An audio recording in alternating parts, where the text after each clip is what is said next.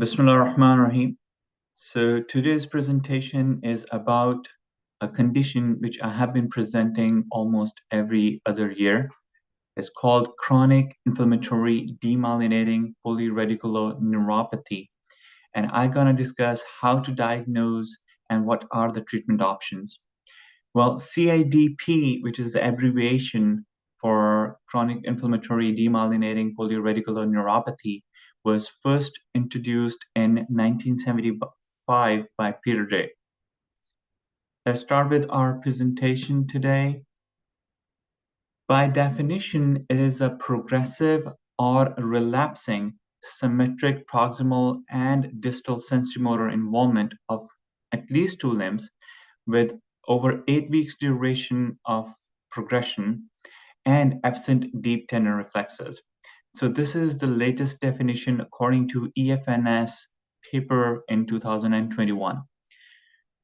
The atypical type, what we used to call it, and now the new name for this is variant of CIDP or CIDP variants. The definition for that is immune-mediated polyneuropathy with distinctive clinical presentation and electrophysiological features. And I'm gonna talk more about this because that will really help us in understanding it better. As I said, the new terminology according to the CIDP latest paper by EFNS is CIDP variants. The classical is typical CIDP. Then there are variant subtypes and the different names which have been used in the past, but it has been more standardized now. Now it is divided as distal CIDP, and the old name for that was distal acquired demyelinating and sensory polyneuropathy or DADS. Multifocal CIDP, and old name for that was motor acquired demyelinating sensory and motor polyneuropathy or MedSam or Lewis-Sumner variant. Then there is focal CIDP, motor CIDP, and sensory CIDP. All these subtypes have their distinctive clinical and electrophysiological features, which we're going to talk about during my presentation. Epidemiology. So according to US numbers, the incidence varies from 0.33 per 100,000 with the prevalence of 2.8 per 100,000. But according to different papers, it can vary from 1 to 8.9 per 100,000 population size. The peak age of involvement is 40 to 60 years with slight male predominance. More importantly, why this is important to understand the latest paper and understand the diagnosis, because it will help in early diagnosis recognition, which will improve prognosis and patient satisfaction. The clinical course of the disease could be progressive or relapsing remitting. Symptomatology, which is very important because according to the Koski's criteria, which was established in 2009, if we are able to do a great history on these patients and do an examination consistent with symmetric onset, all four limb weakness with at least one limb proximal weakness, the chances of or the sensitivity of diagnosis is going to be 83% with specificity of 97% without electrophysiological assessment of these patients. So a good history and examination is very important in these patients, especially after ruling out hereditary neuropathy and paraproteinemias. So symptomatology is very important. Tremors in these patients are seen more commonly compared to GBS or other type of polyneuropathies. And additionally, we look for the sensory loss, we confirm it on examination. Then there are other features like dysautonomia, respiratory involvement, or cranial nerve involvement, which is seen less commonly in CIDP and much more commonly in GBS or other neuropathies. So as this is a demyelinating polyneuropathy and the biggest differential is with GBS, so dysautonomia in GBS cases, it is seen in almost 53% of the patients compared to 3% of the patients in CIDP. Similarly, respiratory involvement is much more common in GBS and could be up to 36% of the patients compared to 6% of the patients in CIDP. Cranial nerve involvement is also more common in GPS and can be seen in more than 46% of the patients compared to 20% of the patients in CIDP. So a good history can guide us, and then we can do associated investigations to confirm our diagnosis. It is also important because, according to one paper from Jeff Allen in 2015, 47% of the patients who were referred with the diagnosis of CIDP were misdiagnosed or not properly diagnosed as CIDP. I will start with my case to make it more understandable. My first case was a 14-year-old boy for evaluation of possible hereditary neuropathy as he was young. He noticed progressive right leg weakness over 2 to 3 weeks with difficulty in walking. He noticed improvement for a few days after the initial worsening, but then he has been static. When we saw him in the clinic, he was still weak in his leg for the last 3 months. Previously, he used to swim and do track, so he was very active physically, and he was in ninth grade. There was no issues with the developmental history. His family history was negative for polyneuropathy. He has a genetic workup which was negative. On examination, he was just having mild weakness in the great toe on the right side, but the rest was his normal exam, and even sensory exam was normal as well. So this patient, we went ahead and do the nerve conduction study, EMG, and as you look through the PowerPoint, so there are some highlighted areas. So if you see, we mainly concentrated on the motor nerve conduction studies till 2010. EFNS criteria was the one for the diagnosis, and this patient was seen in 2017. With new definition and new electrophysiological criteria, which I'm going to talk during my presentation, you will see what has been the shift. So in this patient, if you see, the latency was mildly prolonged for motor nerve conduction study, but the velocity was more prolonged. So the latency was not as much, but the conduction velocity was very prolonged, 22 compared to 44 normal. So it was equal to 50% drop in velocity or nerve conduction velocity in this patient in one nerve. Now in the right ulnar nerve, similarly, the conduction velocity was again prolonged 33% compared to 49%, so it's close to 70%.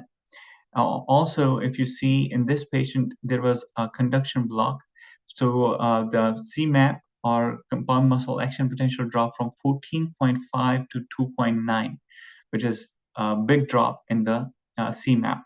In the left peroneal nerve, similarly, beside the right peroneal nerve, the distal latency was not as prolonged, but there was a nerve conduction velocity was very delayed. And also, if you see, the left tibial F wave latency was increased. Coming to my second case, so 16-year-old female who presented with progressive leg weakness. She was previously diagnosed with Charcot-Marie-Tooth disease or hereditary neuropathy. She was born after 9 months of pregnancy without any delays or developmental delay. At the age of 5 years, he was normal, but at the age of 6 years, family noticed that she was having some twisted ankles and having difficulty walking, which progressively worsened over the time. And now she was having symptoms in her hands for the last 1 year. There was no breathing difficulty. There was no bulbar symptoms. There was no family history of similar condition. On examination, she had generalized moderate muscle loss with atrophy of the thenar and hypothenar muscles. Also, there was weakness and atrophy in the legs as well. Her deep tendon reflexes were absent in upper and lower extremities, and vibration was impaired in upper extremities up to wrist and in lower extremities up to knees. Pinprick sensation was also impaired. So the nerve conduction study for this patient was somewhat different from the one we have seen before. So sensory nerve conduction was absolute no response in all the nerves we tested. For the motor nerve conduction study, if you look at the latency is very prolonged compared to the one we have seen in the previous nerve conduction study. So it's way abnormal. And the CMAP or the motor amplitude was 1. And the conduction velocity was also very delayed, 30 in the right median, 21 in the left median. And if we do the right ulnar, because there is concern for median neuropathy in these, could be a confounder in the nerve conduction study. And right ulnar study showed a conduction velocity of 13, which is also very delayed, along with the CMAP of 0.7 and latency of 10.2. Now, coming to my diagnostic workup, and I'll give you the diagnosis of these patients at the end of my presentation. So I like to divide my diagnosis as a tier 1, tier 2, tier 3, based on what I get through my initial investigation. I feel is more cost effective and more satisfying. But if the patient is serious or having life-threatening case emergency, then we should go ahead and do all the tests as quickly possible to clinch the diagnosis. Now, the initial investigations for the patients we can do is fasting blood sugar levels, which could be spot, hemoglobin A1C, complete blood count, inflammatory markers, especially ESR, C-reactive protein. Chemistry can be done for metabolic neuropathies, including urea creatinine, LFTs. If there is concern for channelopathy, then electrolytes can be done. Vitamin B12 levels, thyroid stimulating hormone level could be initial screening test, followed by free T3, T4. Serum and urine protein electrophoresis is very important. It can be done with immunofixation, or immunofixation can be done right away, because that is a big confounder when it comes to CIDP patients. Diagnostic workup, tier 2. So if I couldn't find out anything on tier 1 investigation, then I usually go to HIV and Borrelia serology for Lyme disease. Free light chains can be done for more closer assessment of paraproteinemia. Myelin-associated glycoprotein or anti-MAG antibody-associated polyneuropathy is another big confounder, and I'm going to talk about that. Skeletal survey can be done for multiple myeloma or plasmacytoma, vascular endothelial growth factor level for POEM syndrome, genetic testing for CMT or hereditary neuropathy, and transthyretin familial amyloidosis assessment can be done in these patients.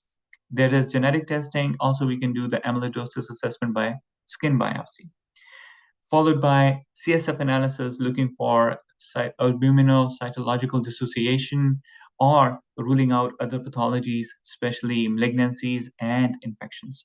And finally, nerve biopsy can be done. On the other side of the slide, if you do see a slide with the demyelination, and we do see onion bulb appearance with thinning of the myelin sheath in these patients. And it is very important because this could be a board question. Tier 3, when we are not able to get a definitive diagnosis, or we do find some abnormality on the tier 1 investigation, then we can do the tier 3 investigations to have more specific diagnosis at hand.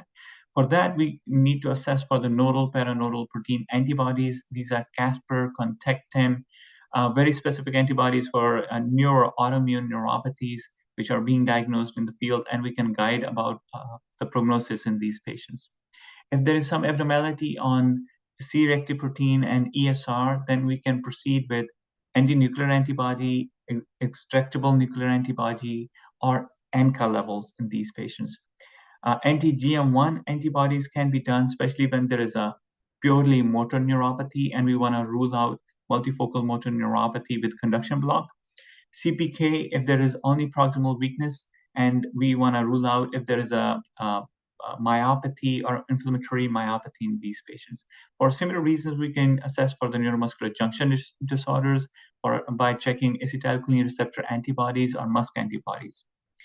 Paraneoplastic antibodies, especially if it is a fast progressive neuropathy, then we can do that, and if there is concern for malignancy. Finally, there are a small number of patients where there could be absolutely normal nerve conduction study and predominantly sensory symptoms. There could be chronic immune sensory polyradiculopathy. In that case, nerve conduction study, including sensory nerve conduction studies, are normal. And somatosensory evoked potentials can actually give us the idea about the diagnosis of these patients.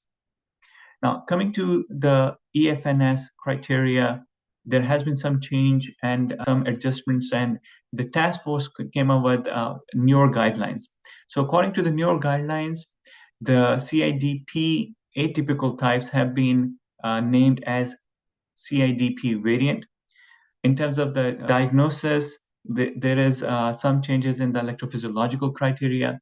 Sensory studies were previously part of the sportive criteria, but now it is part of the definitive criteria for CIDP. Similarly, there is sportive criteria, which I'm going to talk about during my presentation. This particular EFNS criteria, motor, sensory, and sportive criteria, I will do a separate presentation for understanding because there is a lot to learn from. But in brief, for my listeners, what we need to work on is if there is a definitive CIDP we're going to diagnose, there has to be at least involvement of the two nerves. If it is involvement of the one nerve on electrophysiological assessment, then it is a possible CIDP. Previously, we used to use the term according to the 2010 criteria called probable CIDP. That terminology has been taken off from the EFNS criteria. Now there is only definitive and possible CIDP based on electrophysiological assessment of these patients. So motor distal latency prolongation is one thing we look for, and it has to be in at least two nerves, or there has to be reduced conduction velocity in the motor nerve, more than 30% above lower limit of normal in two nerves again. F-wave latency should be prolonged by more than 20% in two nerves. And absent of F-waves, if those are absent, then we have to have additional demyelinating criteria to fulfill the definitive criteria for CIDP diagnosis. Motor nerve conduction block, as we discussed in our slides that I have shown before, you can see those again and pause it and see what was the difference. More than 30% reduction of the proximal relative to distal negative peak CMAP amplitude, what gives us the motor conduction block despite the appearance on the electrophysiological assessment of these patients. Abnormal temporal dispersion, and just to let you know, temporal dispersion is something what we see in acquired neuropathies. Very rarely it can be seen in hereditary neuropathy, with the more than 30% reduction duration increase between the proximal and distal negative peak CMAP. Again, in at least two nerves. There is a criteria for CMAP duration. Again, I don't try to remember it. I used to have it in front of my eyes whenever I'm kind of looking at the studies and I'm concerned about the CIDP.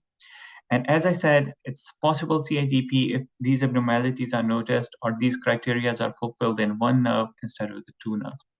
Coming to the sensory criteria. So sensory criteria is now part of the definitive CIDP as we are trying to understand and diagnose a patient with variant CIDP. So there has to be conduction abnormality with prolonged distal latency or reduced sensory nerve action potential amplitude or slowed conduction velocity, again in two nerves. If it is in one criteria, if we are looking for sensory CIDP, then there has to be at least one or the two criteria we need to fulfill. But again, it will be possible sensory CIDP. We cannot diagnose definitive sensory CIDP based on this criteria. So again, beside the nerve conduction amplitude, conduction velocity, and distal latency, there is a specific pattern we look for called sural sparing pattern, which also guides us, is it a demyelinating neuropathy or axonal neuropathy? This pattern can be seen in GPS as well.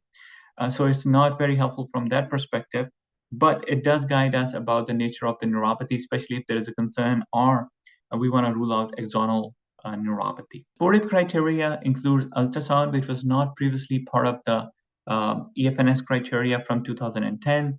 And MRI can be done with and without contrast, but what we are looking for is enhancement of the nerve roots, thickening of the nerves, and that thickening of the nerve can be checked on the ultrasound as well. There is a definitive, there is a criteria to look for, and those can be checked in a separate paper.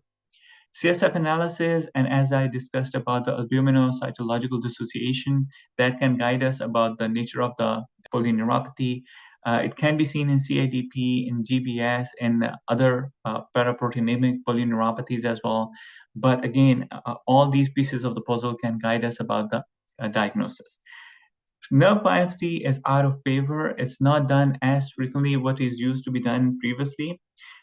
It can really be done as we are trying to define the CIDP and try to diagnose our patients. But the center has to have the expertise to do the biopsy, to preserve it, to read it. So there are multiple hoops to cover in that case.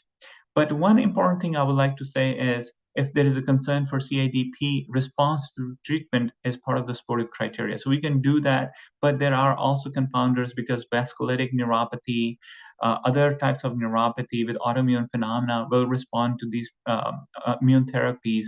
And there could be kind of difficulty to say, is it really CIDP or vasculitic polyneuropathy? Coming to the differential diagnosis. So if there is a typical CIDP pattern, which according to the Koski's criteria, symmetric involvement of all four limbs with at least one limb proximal weakness, then there are multiple differentials to consider. Like, as I said, amyloidosis-related neuropathy, chronic ataxic neuropathy of thalmoplegia, M protein, agglutination-related antibodies, Canomat could be one. GBS is a big one. Metabolic neuropathies because of hepatic failure, uremia could be another. HIV-related polyneuropathy, multiple myeloma, POEMS syndrome, B12 deficiency. So there's a big differential in that case, as you can see. But we have to be mindful as we see these patients. History is very important.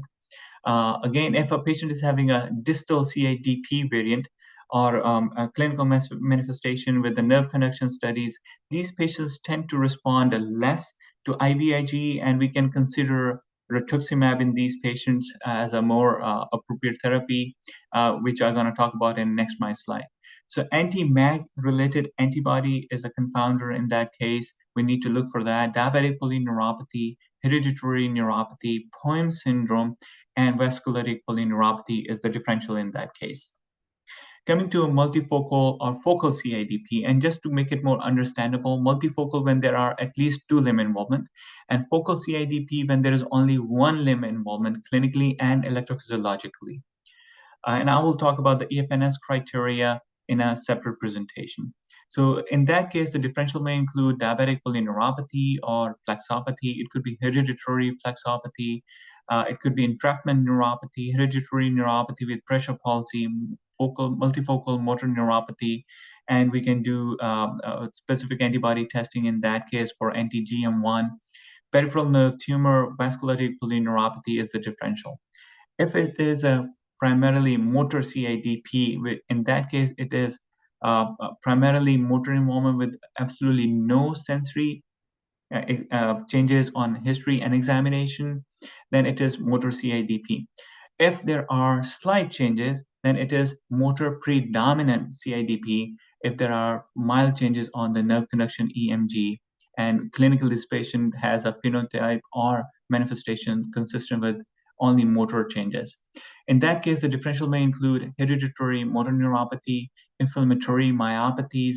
In that case, CPK can be done, motor neuron disease, and neuromuscular junction disorder. Again, for sensory CIDP, it could be cerebellar ataxia with the neuropathy and vestibular ataxia syndrome. It could be chronic immune sensory polyradiculopathy, and somatosensory potentials can be done. There could be dorsal column lesion, hereditary sensory neuropathies, idiopathic sensory neuropathies, sensory neuronopathies, toxic neuropathies secondary to chemotherapy, and B6 toxicity. As you can see, the differential is huge in all these variants of CIDP, and that was the reason that most of the patients who were diagnosed with CIDP were actually misdiagnosed. So that's why understanding the differential, fulfilling the criteria according to the recent Peripheral Neurology Society or EFNS criteria to diagnose these patients appropriately, because it will really help us in the prognosis of the patient, and it will help in patient satisfaction when we will be able to explain what their prognosis is going to be. Coming to the treatment, why it is important, because morbidity, if we are not able to diagnose these patients early on, is high. 76% of the patient will need treatment. 31.7% of the patients are unable to walk. So it is very high morbidity, and we need to really diagnose these patients early on and do some targeted treatment. According to the recent guideline, the good practice points about the management of these patients include intravenous immunoglobulin as a first-line treatment. Corticosteroids can be done as initial treatment, which is level A recommendation. But when it comes to the maintenance treatment, we can use IVIG as a first-line treatment.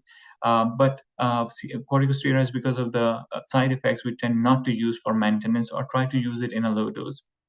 Plasma exchange, if steroids and IVIG are ineffective, can be used in the acute phase, and in the maintenance phase, because of the complications of central line and the patient's admission, it is out of favor. But again, it can be done, especially where the cost is the issue and some other factors are involved.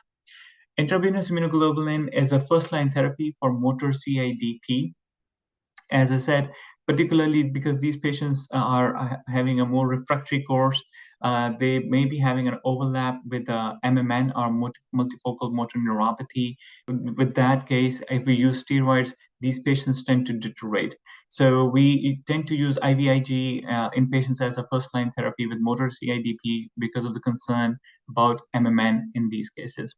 The other maintenance treatment option could be subcutaneous IVIG, and I will talk about that. Besides steroids and IVIG, intravenous immunoglobulin. If the dose is high for either of the first-line therapy, then consider using combination therapies.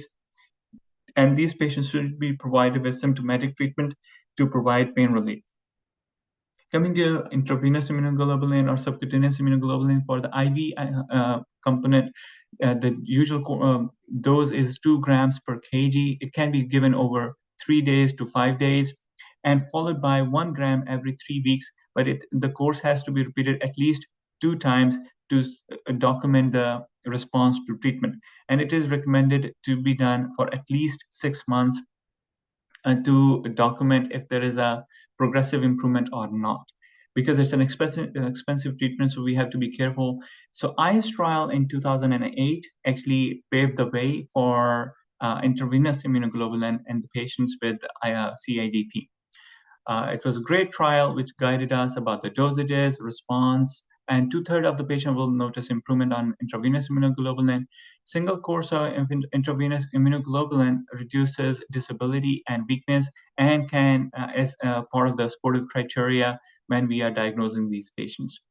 The other option is subcutaneous IVIG, which can be subcutaneous immunoglobulin, which can be used if there is a fluctuation in response or a patient did not tolerate intravenous component. Then it can be used. PATH trial in 2018 actually guided us about subcutaneous component of immunoglobulin.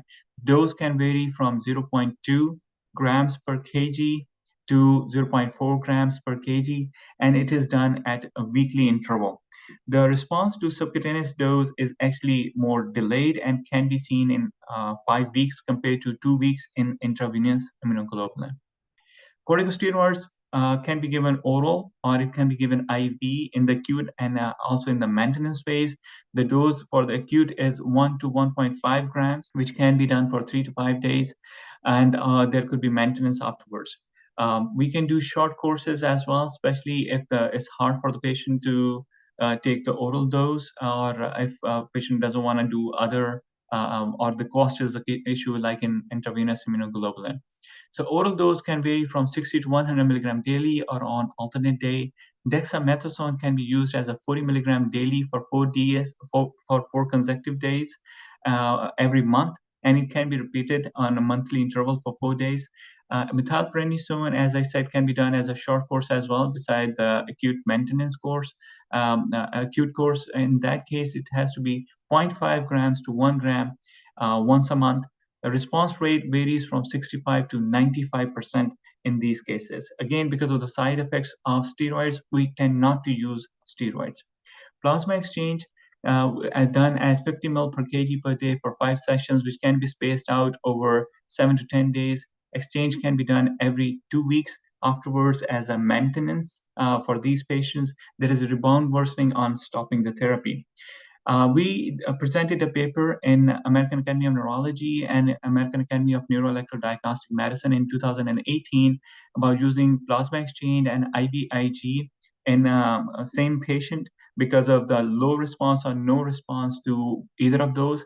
And we found no difference in case you use plasma exchange first followed by IVIG, or if you use IVIG followed by plasma exchange. But the number of patients out of the 2,070 patients that we had were only 13, which was naturally not such a big number to validate the guidelines. Other immunomodulating therapies which are available in the market are azathioprine, but the dose response or response to treatment is almost 9 months it takes. So it's kind of not my favorite. But mycophenolate mofetil is a good one. Cyclosporin can be used. Methotrexate is should not be used in these patients. Cyclophosphamide, again, because of the side effects, is also out of favor. I have used it only in one case, and it can be used as a 1 gram per meter square monthly dosage up to 6 cycles. But again, the side effects is a big issue. Rituximab is available in IV formulation. It's a good one. It's very helpful in refractory cases. It can be used in our patients with multifocal CIDP, or what we call our focal of multifocal cases. It can be used in association with the malignancy cases as well, where it has given a better response. And there was a nice paper from 2010 by Benedetti. Recommendations, according to what different papers have mentioned, our response rate on the first-line drug is 69 to 81%. And then we should use combination therapies, and if try first-line therapies first, followed by combination of the first-line therapies. Second-line therapies, which are the oral immunomodulating therapies, can be used in these patients with a variable response. But as I said, we have to be careful about the side effect profile in these patients. So this was the paper I was talking about. It came out in May 2021. There has been some amendments to it as well. And these are standard guidelines which actually help us especially in cases of variant CIDP, because the 20% of the patients with variant CIDP are misdiagnosed. Now, coming to the cases that I presented in the start of my presentation, during the case first, as you can remember, there was distal pattern of motor weakness with abnormal motor nerve conduction study, and the sensory nerve conduction study was normal. So there was demyelinating motor neuropathy with the distal pattern of weakness. But this patient turned out to have very high blood glucose level, and his hemoglobin A1C was 13.8, consistent with diabetic demyelinating motor neuropathy. Regarding my second case, the young girl that I presented with sensory motor neuropathy, and there was evidence of abnormal sensory motor nerve conduction study. So this patient, when we did the complete workup, turned out to have CMT4D based on the pathogenic mutation in NDRG1, which is consistent with autosomal recessive Charcot-Marie-Tooth disease, and that is another type of demyelinating polyneuropathy. So as you can understand, the differential diagnosis is big, and we have to be mindful about the cases that present to us. Having history examination followed by thoughtful investigations and nerve conduction study can help us in diagnosing the patients and ruling out the differential diagnosis.